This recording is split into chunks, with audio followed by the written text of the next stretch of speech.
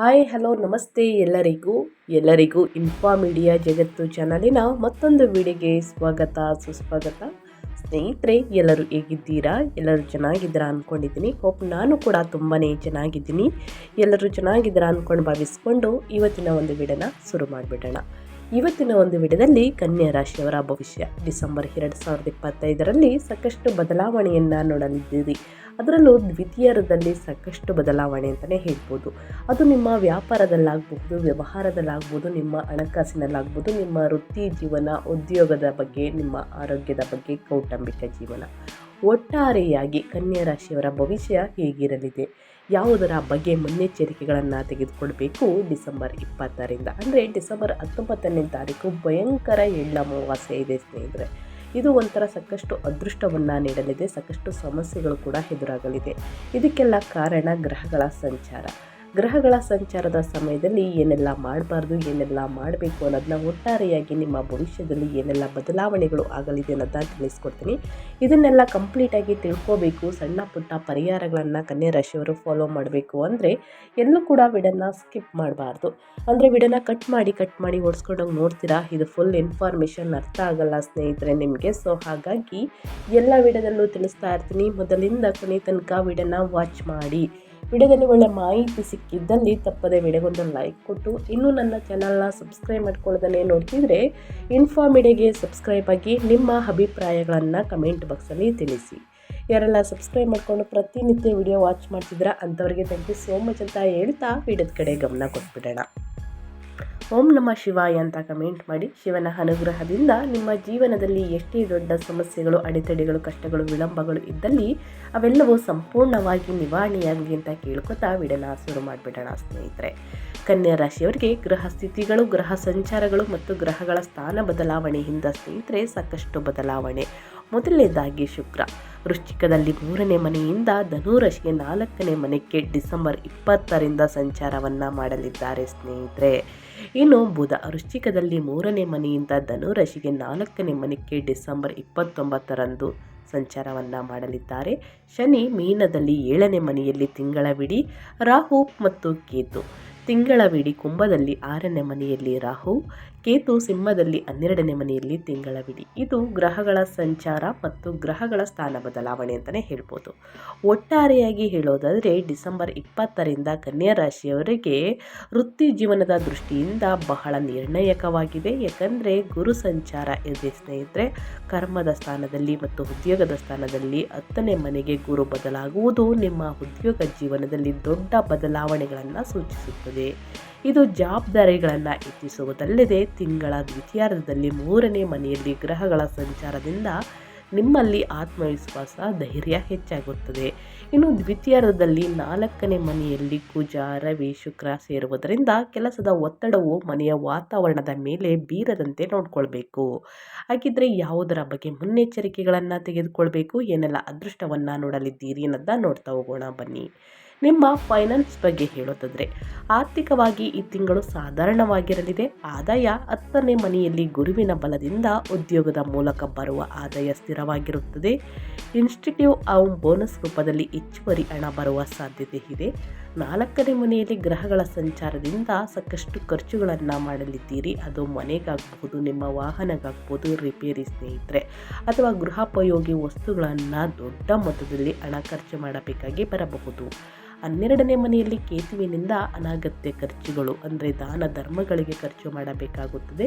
ನಿಮ್ಮ ಆರೋಗ್ಯದಲ್ಲಿ ಸಾಕಷ್ಟು ಏರುಪೇರುಗಳನ್ನು ನೋಡಲಿದ್ದೀರಿ ಸ್ನೇಹಿತರೆ, ಅದಕ್ಕೂ ಕೂಡ ಸಾಕಷ್ಟು ಖರ್ಚು ಆಗಲಿದೆ. ಆದರೆ ಸೇವಿಂಗ್ಸ್ ಅನ್ನೋದು ಸ್ವಲ್ಪ ಬಹಳ ಮುಖ್ಯ. ಒಂದು ಅಲ್ಪ ಮಟ್ಟಿಗಾದರೆ ಸ್ವಲ್ಪ ಸೇವಿಂಗ್ಸ್ ಅನ್ನೋದು ಮಾಡೋದು ಬಹಳ ಮುಖ್ಯವಾಗುತ್ತದೆ. ಸೊ ಹಾಗಾಗಿ ಸೇವಿಂಗ್ಸನ್ನು ಮಾಡಿ ಅಂತ ಹೇಳ್ತಾ, ಇನ್ನು ಹೂಡಿಕೆಗಳ ಬಗ್ಗೆ ಹೇಳೋದಾದರೆ ರಿಯಲ್ ಎಸ್ಟೇಟ್, ಜಮೀನು, ಮನೆ ಮೇಲೆ ಹೂಡಿಕೆಯನ್ನು ಮಾಡಲು ತಿಂಗಳ ದ್ವಿತೀಯಾರ್ಧ ಸ್ನೇಹಿತರೆ 16ನೇ ತಾರೀಕು ನಂತರ ಬೆಟರ್ ಇದೆ. ಸೊ ಹಾಗಾಗಿ ಹೂಡಿಕೆಯನ್ನು ಮಾಡಿ, ಅನುಕೂಲಕರವಾಗಿದೆ. ಷೇರು ಮಾರುಕಟ್ಟೆಯಲ್ಲಿ ಅತಿಯಾದ ರಿಸ್ಕ್ ತೆಗೆದುಕೊಳ್ಳದಿರುವುದು ಉತ್ತಮ ಸ್ನೇಹಿತರೆ. ಅತಿಯಾದ ಒತ್ತಡ ನಿಮ್ಮ ಆರೋಗ್ಯದ ಮೇಲೆ ಪರಿಣಾಮ ಬೀರಲಿದೆ. ಸೊ ಹಾಗಾಗಿ ಯಾವುದಕ್ಕೂ ಕೂಡ ಅತಿಯಾದ ರಿಸ್ಕ್ ಮತ್ತು ಒತ್ತಡವನ್ನು ತೆಗೆದುಕೊಳ್ಳುವುದಕ್ಕೆ ಹೋಗಬೇಡಿ ಕನ್ಯಾ ರಾಶಿಯವರು. ಇನ್ನು ಕುಟುಂಬ ಮತ್ತು ನಿಮ್ಮ ವೈಯಕ್ತಿಕ ಜೀವನದ ಬಗ್ಗೆ ಹೇಳೋದಾದರೆ ಏನೆಲ್ಲ ಬದಲಾವಣೆಯನ್ನು ನಡೆಯಲಿದೆ ಎಂದರೆ ಸ್ನೇಹಿತರೆ, ತಾಯಿಯವರ ಆರೋಗ್ಯದ ಕಡೆಗೆ ಗಮನ ಹರಿಸಬೇಕು. ಮೊದಲನೇದಾಗಿ 3ನೇ ಮನೆಯಲ್ಲಿ ಗ್ರಹಗಳ ಸಂಚಾರದಿಂದ ಇರುವುದರಿಂದ ತಿಂಗಳ ದ್ವಿತೀಯಾರ್ಧದಲ್ಲಿ ಒಡ ಹುಟ್ಟಿದವರಿಂದ ಬೆಂಬಲ ಸಿಗುತ್ತದೆ. ಬಂಧುಗಳ ಆಗಮನದಿಂದ ಮನೆಯಲ್ಲಿ ಸಡಗರವಿರುತ್ತದೆ. ಸಣ್ಣ ಸಣ್ಣ ವಿಷಯಗಳಿಗೆ ಜಗಳವಾಗಬಹುದು. ಅದು ಮನೆಯಲ್ಲಿ ಸ್ನೇಹಿತರೆ ನಿಮ್ಮ ಕುಟುಂಬದಲ್ಲಿ ನಿಮ್ಮ ಕುಟುಂಬದ ಸಂಬಂಧಿಕರಿಂದಲಾಗಬಹುದು ಅಥವಾ ನಿಮ್ಮ ಸಂಗಾತಿಯ ನಡುವೆ ಸಣ್ಣ ಪುಟ್ಟ ಮನಸ್ತಾಪಗಳು, ಜಗಳಗಳು, ವಾದ ವಿವಾದಗಳು ಬರಬಹುದು. ಕೌಟುಂಬಿಕ ಜೀವನದಲ್ಲಿ ಕೆಲವು ಏರುಪೇರುಗಳು ಇರುತ್ತವೆ. 7ನೇ ಮನೆಯಲ್ಲಿ ಶನಿ ಇರುವುದರಿಂದ ಜೀವನ ಸಂಗಾತಿಯೊಂದಿಗೆ ತಪ್ಪು ತಿಳುವಳಿಕೆಗಳು ಬರಬಹುದು, ಮುಖ್ಯವಾಗಿ ತಿಂಗಳ ದ್ವಿತೀಯಾರ್ಧದಲ್ಲಿ. 4ನೇ ಮನೆಯಲ್ಲಿ ಕುಜ, ರವಿ, ಶುಕ್ರ ಸೇರುವುದರಿಂದ ಮನೆಯಲ್ಲಿ ಶಾಂತಿ ಕದಡುವಂತಹ ಸಾಧ್ಯತೆ ಇದೆ. ಬಹಳಷ್ಟು ಎಚ್ಚರಿಕೆ ವಹಿಸಿ. ಇನ್ನು ಮೇಯ್ನ್ ಆಗಿ ನಿಮ್ಮ ಆರೋಗ್ಯದ ಬಗ್ಗೆ ಹೇಳೋದಾದರೆ ಏನೆಲ್ಲ ಬದಲಾವಣೆಯನ್ನು ನೋಡಲಿದ್ದೀರಿ, ಯಾವುದರ ಬಗ್ಗೆ ಕನ್ಯಾ ರಾಶಿಯವರು ಎಚ್ಚರಿಕೆ ವಹಿಸಬೇಕು ಅನ್ನೋದನ್ನ ನೋಡೋದಾದರೆ ಆರೋಗ್ಯ ಅಂದರೆ ಹೆಲ್ತ್. ನಿಮ್ಮ ಹೆಲ್ತ್ ಬಗ್ಗೆ ಹೇಳೋದಾದರೆ ಆರೋಗ್ಯದ ವಿಷಯದಲ್ಲಿ ಬಹಳಷ್ಟು ಎಚ್ಚರಿಕೆ ಅವಶ್ಯಕ. ಈ ತಿಂಗಳು 6ನೇ ಮನೆಯಲ್ಲಿ ರಾಹುವಿನಿಂದ ಸಣ್ಣ ಪುಟ್ಟ ಆರೋಗ್ಯ ಸಮಸ್ಯೆಗಳು ಬಂದರೂ ತಕ್ಷಣ ಗುಣವಾಗ್ತೀರಾ. ಆದರೆ ತಿಂಗಳ ದ್ವಿತೀಯಾರ್ಧದಲ್ಲಿ 4ನೇ ಮನೆಯಲ್ಲಿ ಸ್ನೇಹಿತರೆ ಗ್ರಹಗಳ ಸಂಚಾರದಿಂದ ಹೊಟ್ಟೆ ನೋವು, ಗ್ಯಾಸ್ ಟ್ರಬಲ್ ಅಥವಾ ಸ್ನೇಹಿತರೆ ಚರ್ಮ ಸಂಬಂಧಪಟ್ಟಂತಹ ಸಮಸ್ಯೆಗಳು ಬರಬಹುದು. ಮಾನಸಿಕ ಒತ್ತಡದಿಂದ ನಿದ್ರಾಹೀನತೆ ಕಾಣಬಹುದು. ಯೋಗ ಮತ್ತು ಪ್ರಾಣಾಯಾಮವನ್ನು ಮಾಡುವುದರಿಂದ ಪರಿಹಾರ ಸಿಗುತ್ತದೆ. ಅತಿಯಾದ ತೂಕವನ್ನು ಹೆಚ್ಚಿಸಲಿದೆ ಸ್ನೇಹಿತರೆ. ಸೊ ಹಾಗಾಗಿ ನೀವು ಪ್ರತಿದಿನ ಯೋಗ, ಧ್ಯಾನವನ್ನು ಮಾಡಿ, ಮೆಡಿಟೇಷನನ್ನು ಮಾಡಿ, ಅತಿಯಾದ ರಿಸ್ಕನ್ನು ತೆಗೆದುಕೊಳ್ಳುವುದಕ್ಕೆ ಬೇಡಿ. ಇದರಿಂದ ನಿಮ್ಮ ನಿದ್ರಾಹೀನತೆ ಆಗುತ್ತಿದೆ ಸ್ನೇಹಿತರೆ, ಅಂದರೆ ನಿದ್ರೆ ಸರಿಯಾಗಿ ಬರುವುದಿಲ್ಲ ಸ್ನೇಹಿತರೆ. ಸೊ ಇದರಿಂದ ಸಾಕಷ್ಟು ಆರೋಗ್ಯದಲ್ಲಿ ಸಮಸ್ಯೆಗಳು ಎದುರಾಗಲಿದೆ. ಬಹಳಷ್ಟು ಎಚ್ಚರಿಕೆಯಿಂದ ಇರುವುದು ಉತ್ತಮ. ಇನ್ನು ನಿಮ್ಮ ವ್ಯಾಪಾರ ವ್ಯವಹಾರದ ಬಗ್ಗೆ ಹೇಳೋದಾದರೆ ವ್ಯಾಪಾರಿಗಳಿಗೆ ಈ ತಿಂಗಳು ಮಿಶ್ರ ಫಲಿತಾಂಶಗಳು ಇರುತ್ತವೆ. 10ನೇ ಮನೆಯಲ್ಲಿ ಗುರುವಿನಿಂದ ವ್ಯಾಪಾರ ವಿಸ್ತರಣೆಗೆ ಹೊಸ ಆಲೋಚನೆಗಳು ಬರುತ್ತವೆ. ಆದರೆ 7ನೇ ಮನೆಯಲ್ಲಿ ಶನಿಯ ಸಂಚಾರದಿಂದ ಪಾಲುದಾರಿಕೆ ವ್ಯಾಪಾರಗಳಲ್ಲಿ ಮಂದಗತಿ ಇರುತ್ತದೆ. ಪಾಲುದಾರರೊಂದಿಗೆ ಭಿನ್ನಾಭಿಪ್ರಾಯಗಳು ಬರದಂತೆ ನೋಡಿಕೊಳ್ಬೇಕು. ಹೊಸ ಸಾಹಸಗಳಿಗೆ ಕೈ ಹಾಕಲು ಡಿಸೆಂಬರ್ 16ರ ನಂತರ ಸಮಯ ತುಂಬಾ ಚೆನ್ನಾಗಿದೆ ಸ್ನೇಹಿತರೆ. ಅಂದರೆ ದ್ವಿತೀಯಾರ್ಧ ಬೆಟರ್ ಇದೆ ಅಂತಲೇ ಹೇಳ್ಬೋದು. ಇನ್ನು ಕೆಲವೇ ದಿನಗಳಲ್ಲಿ ಹೊಸ ವರ್ಷ ಶುರುವಾಗಲಿದೆ ಸ್ನೇಹಿತರೆ. ಆ ತಿಂಗಳಲ್ಲಿ ಕುಬೇರನ ಯೋಗ ಕೂಡ ಇದೆ.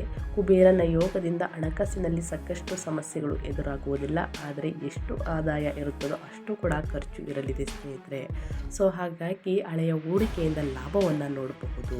ಇನ್ನು ಹೊಸ ಸಾಹಸಗಳಿಗೆ ಕೈ ಹಾಕಲು ಡಿಸೆಂಬರ್ 16 ಬೆಟರ್ ಇದೆ ಅಂತ ತಿಳಿಸಿದ್ದೀನಿ. ಹೊಸದಾಗಿ ಹೂಡಿಕೆಯನ್ನು ಮಾಡಬೇಕು ಅಥವಾ ಹೊಸದಾಗಿ ವ್ಯಾಪಾರವನ್ನು ಶುರು ಮಾಡಬೇಕು, ವ್ಯವಹಾರವನ್ನು ಮಾಡಬೇಕು ಅಂದರೆ ಸ್ನೇಹಿತರೆ ನಿಮ್ಮ ನಿರ್ಧಾರವೇ ಅಂತಿಮ ನಿರ್ಧಾರ ಆಗಲಿ ಅಥವಾ ನಿಮ್ಮ ಸಂಗಾತಿಯ ನಿರ್ಧಾರ ಅಥವಾ ತಂದೆ ತಾಯಿಯ ನಿರ್ಧಾರ, ಗುರು ಹಿರಿಯರ ಮಾರ್ಗದರ್ಶನದಿಂದ ಹೂಡಿಕೆಯನ್ನು ಮಾಡಿ ವ್ಯಾಪಾರ ವ್ಯವಹಾರವನ್ನು ಶುರು ಮಾಡಿ ಸ್ನೇಹಿತರೆ ಲಾಭವನ್ನು ನೋಡಲಿದ್ದೀರಿ. ಆನಂತರ ಬಂಡವಾಳ ಹೂಡುವ ವಿಷಯದಲ್ಲೂ ಕೂಡ ಜಾಗೃತಿ ವಹಿಸಬೇಕು ಸ್ನೇಹಿತರೆ. ಇನ್ನು ಯಾವುದರ ಬಗ್ಗೆ ಎಚ್ಚರಿಕೆ ವಹಿಸಬೇಕು, ಏನೆಲ್ಲ ಅದೃಷ್ಟವನ್ನು ನೋಡಲಿದ್ದೀರಿ ಅಂತ ತಿಳಿಸ್ಕೊಟ್ಟಾಯಿತು. ಇನ್ನು ವಿದ್ಯಾರ್ಥಿಗಳ ಬಗ್ಗೆ ಹೇಳೋದಾದರೆ ವಿದ್ಯಾರ್ಥಿಗಳಿಗೆ ಓದಿನ ಕಡೆ ಹೆಚ್ಚು ಗಮನ ಹರಿಸಬೇಕು. ಈ ತಿಂಗಳು ಕನ್ಯಾ ರಾಶಿಯವರು ಮನೋರಂಜನೆ ಕಡೆ ಆಸಕ್ತಿ ಜಾಸ್ತಿ ಆಗಲಿದೆ ಸ್ನೇಹಿತರೆ. ಮನಸ್ಸು ಆ ಕಡೆ ವಾಲಲಿದೆ ಅಂತಲೇ ಹೇಳಬಹುದು. 4ನೇ ಮನೆಯಲ್ಲಿ ಗ್ರಹಗಳ ಸಂಚಾರದಿಂದ ಗೊಂದಲದಿಂದ ಮನೆಯಲ್ಲಿ ಓದಲು ಪೂರಕವಾದ ವಾತಾವರಣ ಇಲ್ಲದಿರಬಹುದು. ಏಕಾಗ್ರತೆ ಕಡಿಮೆಯಾಗುವ ಸಾಧ್ಯತೆ ಇದೆ. ಆದರೆ ಸ್ಪರ್ಧಾತ್ಮಕ ಪರೀಕ್ಷೆಗಳಲ್ಲಿ ತಯಾರಾಗುತ್ತಿರುವವರಿಗೆ 6ನೇ ಮನೆಯ ರಾಹು ಜಯವನ್ನು ತಂದುಕೊಡಲಿದ್ದಾರೆ. ತಾಂತ್ರಿಕ ಶಿಕ್ಷಣ ಕಲಿಯುತ್ತಿರುವವರಿಗೆ ಈ ತಿಂಗಳು ಅನುಕೂಲಕರವಾಗಿದೆ ಅಂತಲೇ ಹೇಳಬಹುದು. ಪ್ರತಿದಿನ ಸ್ನೇಹಿತರೆ ಒಂದು ವೇಳಾಪಟ್ಟಿಯನ್ನು ಹಾಕೊಳ್ಳಿ. ಸರಿಯಾದ ಸಮಯಕ್ಕೆ ಅಧ್ಯಯನಕ್ಕೆ ಕೋರಿ ಸ್ನೇಹಿತರೆ. ಪ್ರತಿದಿನ ಹನುಮಾನ್ ಚಾಲಿಸವನ್ನು ಓದಿ ಅಧ್ಯಯನವನ್ನು ಪ್ರಾಕ್ಟೀಸ್ ಮಾಡಿ ಸ್ನೇಹಿತರೆ. ಖಂಡಿತವಾಗಿಯೂ ಅಧ್ಯಯನದ ಕಡೆ ಆಸಕ್ತಿ ಹೆಚ್ಚಾಗಲಿದೆ. ನಿಮ್ಮ ಏಕಾಗ್ರತೆ ಕೂಡ ಹೆಚ್ಚಾಗಲಿದೆ. ಉನ್ನತ ಫಲಿತಾಂಶವನ್ನು ಖಂಡಿತವಾಗಿಯೂ ಗಳಿಸಲಿದ್ದೀರಿ ಅಂತಲೇ ಹೇಳ್ಬೋದು. ಸೊ ಹಾಗಾಗಿ ಈ ಸಣ್ಣ ಪುಟ್ಟ ಪರಿಹಾರಗಳನ್ನು ಮಾಡಿ ಅಂತ ಹೇಳ್ತಾ ಇನ್ನು ಮುಂದಿನದಾಗಿ ನಿಮ್ಮ ವೃತ್ತಿ ಜೀವನದ ಬಗ್ಗೆ ಹೇಳೋದಾದರೆ ವೃತ್ತಿ ಜೀವನದಲ್ಲಿ ಏನೆಲ್ಲ ಬದಲಾವಣೆಯನ್ನು ನೋಡಲಿದ್ದೀರಿ ಅಂದರೆ ಸ್ನೇಹಿತರೆ ತಿಂಗಳ ದ್ವಿತೀಯಾರ್ಧದಲ್ಲಿ ಗ್ರಹಗಳೆಲ್ಲವೂ 4ನೇ ಮನೆಗೆ ಬದಲಾಗುವುದರಿಂದ ಆಫೀಸಿನ ಒತ್ತಡವನ್ನು ಮನೆಗೆ ತರುವುದು ಸಾಧ್ಯತೆ ಇದೆ.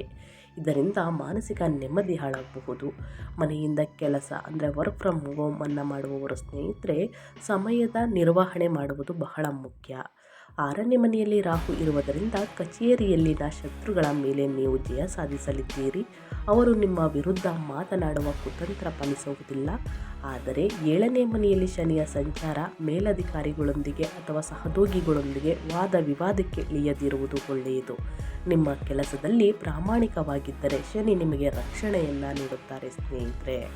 ಇನ್ನು ಅದೇ ರೀತಿ ಸ್ನೇಹಿತರೆ 16ನೇ ತಾರೀಕು ನಂತರ ಸಾಕಷ್ಟು ಬದಲಾವಣೆ ಅಂತ ಹೇಳಿದೆ. ಯಾಕಂದರೆ ಬುಧ 3ನೇ ಮನೆಯಲ್ಲಿ ಪರಾಕ್ರಮ ಸ್ಥಾನಕ್ಕೆ ಹೋಗುವುದರಿಂದ ಸಂದರ್ಶನಗಳಲ್ಲಿ ಯಶಸ್ಸನ್ನು ಸಾಧಿಸಲಿದ್ದೀರಿ. ನಿಮ್ಮ ಮಾತುಗಾರಿಕೆ ಮತ್ತು ಪ್ರೆಸೆಂಟೇಷನ್ ಕೌಶಲ್ಯಗಳು ಮೇಲಧಿಕಾರಿಗಳನ್ನು ಆಕರ್ಷಿಸುತ್ತವೆ. ಮಾರ್ಕೆಟಿಂಗ್, ಸೇಲ್ಸ್, ಮಾಧ್ಯಮ ರಂಗದಲ್ಲಿ ಇರುವವರಿಗೆ ಇದು ಅದ್ಭುತ ಸಮಯವಾಗಿರುತ್ತದೆ. ಒಟ್ಟಾರೆಯಾಗಿ ಹೇಳಬೇಕು ಅಂದರೆ ಗುರು 10ನೇ ಮನೆಗೆ ಹೋಗುವುದರಿಂದ ಉದ್ಯೋಗದಲ್ಲಿ ನಿಮ್ಮ ಸ್ಥಾನಮಾನ ಹೆಚ್ಚಾಗುತ್ತದೆ. ಬಹಳ ದಿನಗಳಿಂದ ನಿರೀಕ್ಷಿಸುತ್ತಿದ್ದ ಬಡ್ತಿ ಅಂದರೆ ಪ್ರಮೋಷನ್ ಸಿಗುವ ಸಾಧ್ಯತೆ ಕೂಡ ಇದೆ. ಹೊಸ ಹುದ್ದೆಯೊಂದಿಗೆ ಕೆಲಸದ ಭಾರ ಮತ್ತು ಜವಾಬ್ದಾರಿಗಳು ವಿಪರೀತವಾಗಿ ಹೆಚ್ಚಾಗುತ್ತವೆ. ನೀವು ವಿಶ್ರಾಂತಿ ಇಲ್ಲದೆ ಕೆಲಸ ಮಾಡಬೇಕಾಗಿ ಬರಬಹುದು. ಈ ತಿಂಗಳು ಉದ್ಯೋಗಿಗಳಿಗೆ ಮಿಶ್ರ ಫಲಿತಾಂಶಗಳು ಮತ್ತು ಹೊಸ ಅವಕಾಶಗಳನ್ನು ತರಲಿದೆ. ಉದ್ಯೋಗದಲ್ಲಾಗಲಿ, ಅದು ವೃತ್ತಿಯಲ್ಲಾಗಲಿ, ವ್ಯಾಪಾರ ವ್ಯವಹಾರದಲ್ಲಾಗಲಿ ಸಣ್ಣ ಪುಟ್ಟ ಕಿರಿಕಿರಿ ಮನಸ್ತಾಪಗಳು ಬೇರೆಯವರ ಕಡೆಯಿಂದ ಬರಲಿದೆ ಸ್ನೇಹಿತರೆ. ಆದರೆ ಅದನ್ನು ಅತಿಯಾಗಿ ತಲೆಗೆ ಹಾಕೊಳ್ಳುವುದಕ್ಕೆ ಹೋಗ್ಬಿಡಿ. ಆದಷ್ಟು ತಾಳ್ಮೆ ಎನ್ನುವುದು ಬಹಳ ಮುಖ್ಯ ಸ್ನೇಹಿತರೆ. ಸಂಯಮದಿಂದ ನಡೆದುಕೊಳ್ಳುವುದು ಬಹಳ ಮುಖ್ಯವಾಗುತ್ತದೆ. ವಾದ ವಿವಾದಗಳಿಂದ ಸಣ್ಣ ಪುಟ್ಟ ಜಗಳಗಳಿಂದ ದೊಡ್ಡ ಜಗಳ ಆಗ್ಬೋದು. ಬಹಳಷ್ಟು ಎಚ್ಚರಿಕೆಯಿಂದ ಇರಿ ಅಂತ ಹೇಳ್ತಾ ಈ ತಿಂಗಳಲ್ಲಿ ಅನುಸರಿಸಬೇಕಾದ ಪರಿಹಾರದ ಕ್ರಮಗಳನ್ನು ತಿಳಿಸ್ಕೊಡ್ತೀನಿ. ಈ ತಿಂಗಳಲ್ಲಿ ಗ್ರಹಗಳ ಅನುಕೂಲಕ್ಕಾಗಿ ಮತ್ತು ಸಮಸ್ಯೆಗಳ ನಿವಾರಣೆಗಾಗಿ ಸ್ನೇಹಿತರೆ ಈ ಪರಿಹಾರಗಳನ್ನು ಮಾಡಿ.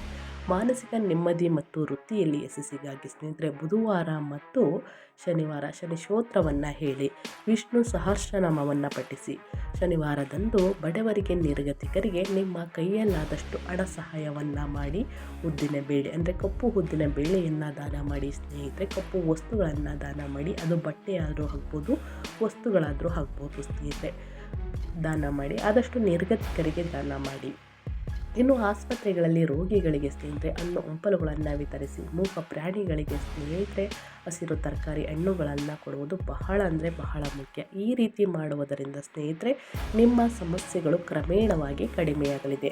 ತಪ್ಪದೆ ಈ ಸಣ್ಣ ಪುಟ್ಟ ಪರಿಹಾರಗಳನ್ನು ಮಾಡಿ ಅಂತ ಹೇಳ್ತಾ ನನ್ನ ವಿಡಿಯೋನ ಎಂಡ್ ಮಾಡ್ತಾ ಇದ್ದೀನಿ. ಇವತ್ತಿನ ಒಂದು ವಿಡಿಯೋದಲ್ಲಿ ಒಳ್ಳೆಯ ಮಾಹಿತಿ ಸಿಕ್ಕಿದ್ದಲ್ಲಿ ಕನ್ಯಾ ರಾಶಿಯವರಿಗೆ ಈ ವಿಡಿಯೋ ಯೂಸ್ಫುಲ್ ಅನಿಸಿದ್ದಲ್ಲಿ ವಿಡಿಯೋಗೆ ಲೈಕ್ ಮಾಡೋದನ್ನ ಮರ್ತಿದ್ರೆ ಲೈಕ್ ಮಾಡಿ. ಸಬ್ಸ್ಕ್ರೈಬ್ ಆಗಿಲ್ಲ ಅಂದರೆ ಇನ್ಫಾರ್ಮ್ ಮೀಡಿಯಾಗೆ ಸಬ್ಸ್ಕ್ರೈಬ್ ಆಗಿ ನಿಮ್ಮ ಅಭಿಪ್ರಾಯವನ್ನು ಕಮೆಂಟ್ ಬಾಕ್ಸಲ್ಲಿ ತಿಳಿಸಿ ಅಂತ ಹೇಳ್ತಾ ನಿಮಗೂ ಮತ್ತು ನಿಮ್ಮ ಕುಟುಂಬಕ್ಕೆ ತುಂಬಾ ಒಳ್ಳೆಯದಾಗಲಿ. ಮತ್ತೊಂದು ವಿಡಿಯೋದಲ್ಲಿ ಸಿಗ್ತೀನಿ. Thank you for watching.